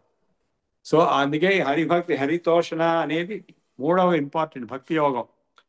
ఫస్ట్ ధర్మం, సెకండ్ తపస్సు, మూడవది భక్తి. ఈ మూడు ఉన్నప్పుడే ఈ సాధన చతుష్టయ సంపత్తి, శమధమా షట్క సంపత్తి, నిత్య వస్తు వివేకం, తర్వాత ఇహాముత్ర ఫలభోగ విరక్తి, ముముక్షుత్వం అవి వస్తాయి. అవి వచ్చినప్పుడే ఈ మహావాక్య శ్రవణం వలన, మననం వలన, అంటే వేదాంత శాస్త్ర శ్రవణం మనన విద్యాసం వలన ఆ బ్రహ్మాకార వృత్తి ప్రతిష్ఠింపబడి, అంటే భగవంతుడి తత్వం మీలో ప్రతిష్ఠింపబడి మీలో భగవంతుడిలో మీరు లయమైపోతారు. అది మొత్తం. చాలా ధన్యవాదాలు గురుగారు, బాగా చెప్పారు. అయితే ఇప్పుడు అంటే వీటిలోనే మనం ఈ ధర్మాచరణ, తపస్సు, లేకపోతే దేవుడికి మొక్కులు ఇవి చేసుకొని వీటిలోనే ఉండిపోకుండా నెమ్మదిగా గ్రాడ్యువల్ గా పైకి వెళ్ళాలి. అది ఇది అయినప్పుడే ఒకదానికోటి నెక్స్ట్ వస్తుంది. అదే ధన్యవాదాలు గురుగారు. ఇంకెవరు ఉన్నారా? ఏ ప్రశ్న ఇంకేదైనా అడగచ్చు. వెంకటేశ్వర్లు గారు మీరు అన్మ్యూట్ చేసుకోండి, హ్యాండ్ రైజ్ చేశారు కదా. డి వెంకటేశ్వర్లు గారు హ్యాండ్ రైజ్ చేశారు కానీ అన్మ్యూట్ చేసుకోవటం లేదు. ఇంకెవరికైనా ఉన్నాయండి? లేదంటే ప్రార్థన చేసుకుందాం. గురుగారు ప్రార్థన తర్వాత చూద్దాం. ఆయన అన్మ్యూట్ చేసుకో ఇంకోరు మల్లికార్జునరావు గారు మీరు అన్మ్యూట్ చేసుకుని మీ ప్రశ్న అడగండి. సార్ నమస్తే సార్. వీడియో స్టార్ట్ చేసుకోండి, వీడియో ఆన్ చేయండి సార్, ఎవరు మాట్లాడుతున్నారో తెలుస్తుంది. ఓకే సార్ అయిందండి, అన్మ్యూట్ ఉన్నది. చెప్పండి సార్. నేను మల్లికార్జునరావు గురుగారు మాట్లాడుతున్నాను. నమస్కారం. ఒకళ్ళ తర్వాత ఒకళ్ళు ఎవరు మాట్లాడుతున్నారు? నేను వెంకటేశ్వర్లు మాట్లాడుతానండి. సార్ మల్లికార్జునరావు గారు కొంచెం మీరు ఆగండి, ఆయన అయిపోయిన తర్వాత మీరు అడగండి. గురువు గారు, నాకు కొద్దిగా ఈ కర్మ యోగం ఈ రెండిట్ల మధ్య డిఫరెన్స్ ఏమిటో చెప్తారండి? కర్మ అంటే మనం చేసే పనులండి, మంచి పనులు, చెడ్డ పనులు. ఓకే, సో చేసుకున్న వారికి చేసుకున్నంత అనుభవించాలి కదా, తప్పదు కదా. ఓకే, రైట్ అండి. కర్మయోగం అంటే నీ ధర్మం ప్రకారం కర్మ చేస్తూ ఆ ఫలితాన్ని ఆశించకుండా నమ్మమా అంటాను చూసారా,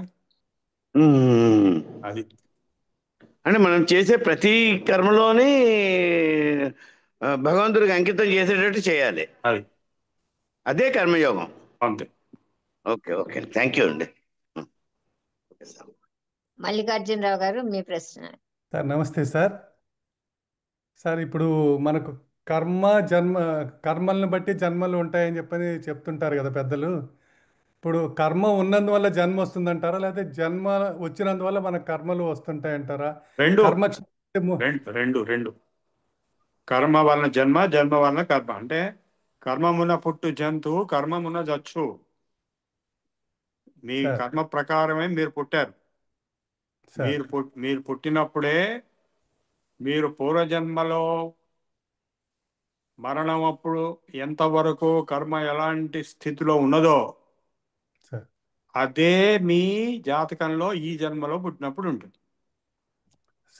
అక్కడ రెడీగా ఉంది రికార్డ్, వడ్డించిన వేస్తారు. మీ జాతకం అంతా మీ కర్మను చూపిస్తుంది. ఎప్పుడు పుట్టినప్పుడే సార్. ఒకసారి పుట్టినప్పుడే మీ కర్మ అంతా డిసైడెడ్ సార్. అదిగా సార్ ఫస్ట్ టైం అసలు జన్మ అనేది లేకుండా కర్మ అనేది రాదు కదా. కర్మ అనేది అది జన్మించిన సృష్టికి తర్వాత పూర్వం. సార్.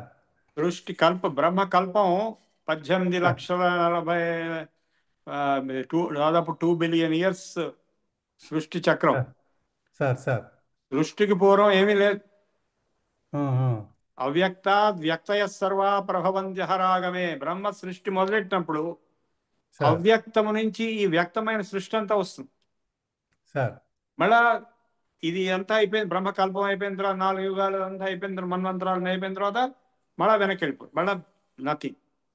సార్ సో అప్పటి నుంచి ఇలా జన్మ జన్మ జన్మ జన్మలు అయి ఇప్పుడు మానవ జన్మలో జంతువునాం నరజన్మ దుర్లభతరం. అంటే సృష్టి బిగిన్లో మనం ఏదో ఒక జన్మలో మనం సృష్టింపబడి ఉంటాం అన్నమాట. దాన్ని అవును బట్టి అవును. అందులో ఉన్న కర్మలను బట్టి తర్వాత జన్మలు డిసైడ్ ఎస్, అవుతాం. గ్రాడ్యువల్ గా మీరు ఏం చేయకపోయినా ఎవల్యూషన్ జరుగుతుంది. ఎప్పుడైతే మోక్షం కలుగుతుందో మన జన్మ క్లోజ్ అయిపోయి అయిపోయింది, వెళ్ళిపోతుంది. అంటే మళ్ళీ కల్పం వచ్చేటంత వరకు వెయిట్ చేయాల్సిన అవసరం లేదు. అవసరం లేదు. అంటే లేకపోతే మళ్ళీ కల్పం వచ్చేటంత వరకు జన్మలు తీసుకుంటూనే ఉండాలి మోక్షం కలగనప్పుడు. అందుకే జ్ఞానాన్ని, అది ఎవరికి వస్తుంది? జ్ఞానంతో ముక్తి వస్తుంది. సార్ జ్ఞానం ఎవరికి వస్తుంది? పశుపక్షాదులకు వస్తుందా? లేదు, మన వాడికి మానవుడికే బుద్ధి లేదు కదా. లేదు. అదే సార్. కాబట్టి కేవలం మనిషికే ఆ సాధ్యం. జంతువునాం నరజన్మ దుర్లభతరం సార్ తతోపి విప్రద తత్తు వైదిక ధర్మ మార్గ పరత తద్వద్ విద్వత్ సుఘోషణం. ఇట్లా అన్ని అయ్యాయి. సాధన చతుష్టయ సంపత్తి, దానికి ముందు తపశ్చర్యలు, భక్తి, ఇవన్నీ కూడా అయ్యి సమాధి, యోగ సమాధి ఇదంతా అయ్యి చివరికి బ్రహ్మాత్మన సంస్థితి, నేను బ్రహ్మమును అని ఎప్పుడైతే తెలుసుకుంటాడో, అందులో సంస్థితుడై ఉంటాడో అప్పుడు ముక్తి. అది శతజన్మ కోటి సుకృతయ వినా లభ్యత అని శంకరాచార్యులు గారు వివేక చూడమణిలో చెప్పారు. Thank you sir. మంచి డౌట్ క్లారిఫై చేశారు సార్, చాలా సంతోషం. అంటే జన్మ ఎలా వస్తుంది అనే దానికి కర్మ లేకుండా జన్మ ఎలా వస్తుంది అంటే కర్మ అంటే మీరు మొన్న ఆవిడ విన్నారు కదా, ఎవరు మన జ్యోతిష్యం గురించి విన్నారు కదా, ఆవిడ చెప్తోంది కర్మ ఫలాన్ని అనుభవించడానికి మీరు ఏ రాశిలో పుట్టారు, ఏ నక్షత్రం, అదే చూపిస్తుంది ఏం జరగబోతుందో మొత్తం సార్. అందులోనే. అంటే అదంతా జన్మ వచ్చిన తర్వాత నేను అనేది ఫస్ట్ జన్మ రావడానికి కారణం ఏంటి, కర్మ అప్పుడు అది అనేది ఎప్పుడో అది దాని దగ్గర మర్చిపోండి. ఈ జన్మ గురించి సార్ థ్యాంక్ యూ ఈ సార్. జన్మ వచ్చింది, దీన్ని సార్థక చేసుకుంటే అదే గొప్ప విషయం. Thank you sir. Thank you. గురువు గారు నమస్తే అండి. ఆ ఓంకారం సాధన అంటే ఎలా చెయ్యాలి అంటే, ఇప్పుడు కొందరు ఓం అని చాలా పెద్దది చెప్తారు. ఆ శివానంద గురువు గారిని ఒక ఆయన ఓం ఓం ఓం అని ఒక చిన్న లెటర్స్ చెప్తారు. ఏంటి రెండిటికి తేడా? అసలు మేము ఎవరికి చెయ్యాలంటే ఎవరు ఎట్లా చెప్పినా ఎవరు చెప్పేది వాళ్ళ పద్ధతి. సో మేము చెప్తాము, మా క్లాసులు వచ్చినప్పుడు చెప్తాము. ఈ లోపలే మీకు చూడాలనుకుంటే నా పేరు యూట్యూబ్లో చూస్తే ఓంకార ధ్యానం, ఒక తెలుగులో కొన్ని వీడియోలు ఉంటాయి యోగా మీద, అవి కనపడతాయి మీకు, అవి చూడండి. ఓకే, ఇంకేమైనా ఉన్నాయండి ప్రశ్నలు ఎవరికైనా? అన్మ్యూట్ చేసుకుని అడగచ్చు. అంటే గురువు గారు నమస్కారం. ఇంకొక చిన్న డౌట్. ఇప్పుడు యాక్చువల్గా ఇది ఉపనిషత్తులు, జ్ఞానము, జన్మ వీటి గురించి చెప్తూ ఉన్నట్టుండి, అంటే ఉన్నట్టుండి కాదు, సారీ నన్ను క్షమించండి, ఈ ఓంకారం గురించి ఇంత గొప్పగా ఇంత ఇదిగా చెప్పేసి ఓంకారమే అసలు అంత ఇది, ఈ ఆత్మతత్వం మొత్తం ఓంకారంలో ఉందని చెప్తారు. ఒక అక్షరంలో ఇంత ఇది ఉందంటారా? అది మీరు మాండుక్యోపనిషత్తుని అడుగుతున్నారా, నన్ను అడుగుతున్నారా? నేను మాండుక్యోపనిషత్తుని రిఫర్ చేస్తూ మిమ్మల్ని అడుగుతున్నాను. బాగా మాండుక్యోపనిషత్తు డైరెక్ట్ గా అడిగితే వాళ్ళు చెప్తారు. ఏంటంటే ఆయన అక్కడ చెప్పిందే నేను చెప్తున్నాను. అది యోగ సాధనలో, అది యోగ శాస్త్రంలో కూడా ఉంది. ఓమిత్యేకాక్షరం బ్రహ్మాని వేదాంతంలో చెప్పారు. యోగంలో తస్య వాచక ప్రణవ, ఈశ్వరుడి యొక్క వాచకం ప్రణవము అని చెప్పి పతంజలి సూత్రం ఉంది. పతంజలి యోగ సూత్రాలు చెప్పినప్పుడు అది చెప్తాము. అవి కూడా ఉన్నాయి నా యూట్యూబ్ రికార్డింగ్స్ లో. పతంజలి యోగ సూత్రాలు ఉన్నాయి. తస్య వాచక ప్రణవ తజ్జపస్తదర్థ భావనం అని చెప్పారు. సో ఇది అనేక చోట్ల చెప్పబడింది. ఇది ఇక్కడ ఒక చోటే కాదు, అనేక చోట్ల ప్రణవం యొక్క గొప్పతనము, దాని సాధన, దాని అర్థభావన గురించి గొప్పతనం చెప్పబడింది. మంత్రశాస్త్రంలో చెప్పబడింది. అన్ని మంత్రాలు మొదట ఓం తోటే మొదలవుతాయి. ఓం నమో నారాయణాయ, ఓం నమ శివాయ, ఓం నమో భగవతే వాసుదేవాయ, అన్ని ఓం తోటే మొదలవుతాయి. అవి ఫర్దర్ డీటెయిల్స్కి వెళ్తున్నాయి. మీకు ఏది కావాలో అది అందులో ఉంటుంది. అన్నీ కలిపింది ఓంకారం. ఓంకారం కేవలం మోక్షం కోసం పనికొస్తుంది. లేదు నాకు ఫలానా అది కావాలి, నాకు ఫలానా ఇది కావాలంటే దానికి వేరే ఉపాసన మార్గాలు మంత్రాలు ఉన్నాయి. ఏది ఎవరికి కావాలంటే అది. ఓంకారంలో సర్వస్వం ఉంది. ఆ నుంచి మా వరకు అన్ని అక్షరాలు కలుస్తున్నాయి. సో అక్షరాలతో ఏర్పడినవే పదాలు. పదాల యొక్క ఇండికేషనే పదార్థం. సో అన్ని పదార్థాలు అన్ని పదాల్లో ఉన్నాయి, అన్ని పదాలు అన్ని శబ్దాల్లో ఉన్నాయి, అన్ని శబ్దాలు ఓంకారంలో ఉన్నాయి. కాబట్టి ఓంకారంలో సర్వస్వం. అదే గురువు గారు, అంటే సమన్వయించుకోలేకపోతున్నాం. ఇప్పుడు జాగ్రత్త స్వప్న సుషుప్తులు, ఈ వైశ్యుడు తైజసుడు ప్రాజ్ఞుడు, ఇవన్నీ కూడా ఒక్క ఓంకారంలోనే ఉన్నాయి. ఆత్మతత్వం మొత్తం దానిలోనే అదే ఉందంటే మరి అది సమన్వయించుకోవడం నేను కష్టం. చెప్తున్నది కాదు, అది అదే మాండుక్యోపనిషత్తు చెప్తున్నది. నేను అవునవును అవును సార్. నేను కేవలం అందులో ఉన్నది చదివి వినిపించి దాని కొంత వివరణ ఇచ్చాను. మాండుక్యోపనిషత్తు శృతి చెప్తున్నది, వేదవాక్ అది ఎప్పుడు అబద్ధం కాదు. అవును సార్, అవును. అది తెలుసుకోవడం కోసమే మొత్తం అన్ని ఇతర శాస్త్రాలు చాలా ఉన్నాయి. ఈ ఉపనిషత్తులో అది టాప్ ఫైనల్ ఆరిజిన్. గంగోత్రిలో గౌముఖలో గంగా నది గ్లేషియర్ నుంచి వచ్చిన లాంటిది ఉపనిషత్ జ్ఞానం. మిగిలినవన్నీ దాని వివరణలు కిందికి వచ్చి ఆకాశంబు నుండి శంభుని శిరంబు నుండి హిమాద్రిపై నుండి ఇట్లా కిందికి దిగి భూమి చివరికి సముద్రంలో కలుస్తుంది గంగానది. ఆ విధంగా అన్ని మతాలు, మన హిందూ మతం ఒకటే కాదు, అన్ని మతాలు, ఒక్కొక్క మతంలో అన్ని మత గ్రంథాలు, అన్ని సాధనలు, అన్ని తపస్సులు చివరికి చెప్పేది ఇదే. ఇది మూలం. అర్థమైందా మీకు? భగవద్గీత కూడా అర్థమైంది మూలం గురువు ఇదే. గారు, అర్థమైంది. అదే అంటే ఇందాక ఇంకొక ఈ డౌట్స్ ఎండవు అండి. ఒక చిన్న డౌట్ ఏంటంటే జీసస్ గురించి చెప్తూ అసలు జీసస్ అనే క్యారెక్టరే లేదు, అది కల్పితం అని చెప్పారు. అవును, అంటే అది కల్పితమే. పాల్ అనేవాడు కల్పించి యూదులని విభజించడానికి, యూదులు వాళ్ళు ఎవడో ఒక అవతారు, ఒక మెస్సయ వస్తాడు వాళ్ళని రక్షిస్తాడు అని అనుకునేవాళ్ళు ఒకప్పుడు, ఇప్పటి కూడా అనుకుంటారు. ఆ వచ్చిన వాడు వీడే అని చెప్పి ఇది ఒక కథ సృష్టించాడు ఈ పాల్ అనేవాడు. ఈ విషయం డెడ్ సీ స్క్రాల్స్ లో రాసింది, లయర్ చీట్ అని పాల్ గురించి. సో అది కల్పితం. ఇప్పుడు మొన్న ఈ సినిమాలో వచ్చిన చూసారా, వీడి పేరేంటి, అల్లు అర్జున్ వాడి సినిమాలు. సో ఆ సినిమాల్లో వాడు క్యారెక్టర్ ఉన్నాడు, వాడిని సృష్టించి, అది కల్పితం కదా, అది నిజమా ఏమండి? సో అంటే నేను చూడలే, ఏ సినిమా అండి, నేను చూడలేదు. సారీ, క్షమించండి. నేను చూడలేదు, నేను ఆ, విన్నాను దాని గురించి. అదేలేండి. సో ఈ అల్లు అర్జున్ సినిమాల్లో ఒక సిరీస్ వస్తుంది 1, 2 ఇట్లా. ఓకే. ఏమండి? పుష్ప అనుకుంటా సార్. ఆ, అది మొత్తం కల్పితమే కదా. అదంతా కల్పితం, అవునవును, కరెక్ట్. అది అంటే నేను చూసాను. అది పుష్ప వాడు నిజం సినిమా. అన్నట్టుగా, వాడు నిజం అనే లెవెల్లో చూపిస్తున్నాడు. అవునండి, అవును. వాళ్ళలాగా వేషాలు వేసుకోవడం, వాళ్ళలాగా మేనరిజమ్స్ చేయడం, వాళ్ళకి ఓట్లు వేయడం, వాడిని గెలిపించడం, ఇట్లాంటివన్నీ కూడా చేశారు కదా. అవును, అవునవును. సో ఇంగ్లీష్లో ఒక మంచి సామెత ఉంది, మీరు అది ఎప్పటికి గుర్తుపెట్టుకోండి. There is a limit for genius, but there is no limit for stupidity. బాగా చెప్పారు సార్. చాలా ధన్యవాదాలు గురువు గారు.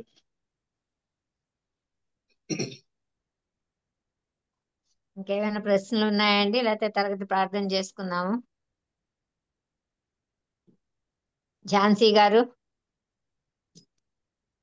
ప్రార్థన చేస్తాం. ప్రార్థన చేయవలసింది. స్వస్తి ప్రజాభ్యః పరిపాలయంతాం న్యాయేణ మార్గేణ మహీసా గోబ్రాహ్మణేభ్యः శుభమస్తు నిత్యం. లోకా సమస్తా సుఖినో భవంతు. కాలే వర్షతు పర్జన్యః పృథివీ సస్యశాలిని. దేశోऽयं క్షోభరహిత. బ్రాహ్మణాः సంతు నిర్భయాः. అపుత్రాः పుత్రిణः సంతు. పుత్రిణः సంతు పౌత్రిణः. అధనాः సధనాः సంతు. జీవంతు శరదాం శతం. సత్యం వద, ధర్మం చర, స్వాధ్యాయాన్ మా ప్రమదః. సర్వే భవంతు సుఖినః సర్వే సంతు నిరామయాః సర్వే భద్రాణి పశ్యంతు మా కశ్చిత్ దుఃఖభాగ్ భవేత్. ఓం శాంతి శాంతి శాంతిః.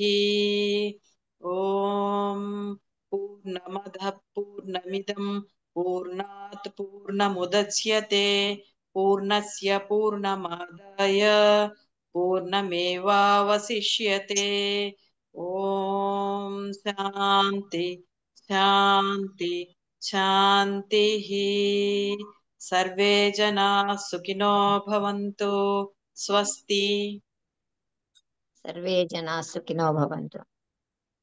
ధన్యవాదాలండి. హిమబిందు గారు ఇప్పుడు నేషనల్ యాంథమ్ పాడవలసిందిగా కోరుతున్నాం.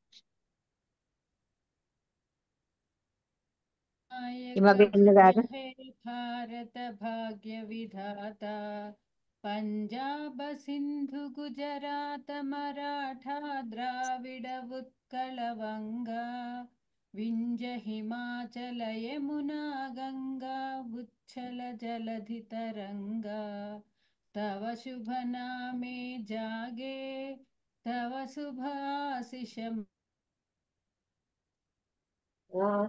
తవ జయ గాథ जनगण मंगलदायक जय हे भारत भाग्य विधाता जय हे जय हे जय हे जय जय जय जय हे. జై హింద్.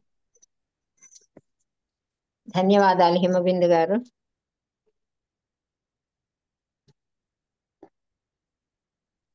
ఇంకేమైనా డౌట్స్ ఉన్నాయా అండి? లేదు అంటే ఎవరికైనా ఇంకేమైనా డౌట్స్ ఉన్నాయండి? క్లోజ్ చేద్దాం. ఓకే, ధన్యవాదాలు గురువు గారు. చాలా చక్కగా చిన్న చిన్న ఉదాహరణలతో మంచిగా ఇవాళ క్లాసు చాలా చక్కగా చెప్పారు. ధన్యవాదాలు గురువు గారు. మళ్ళీ వచ్చే క్లాస్లో కలుసుకుందాము. క్లాస్ క్లోజ్ చేస్తున్నాను.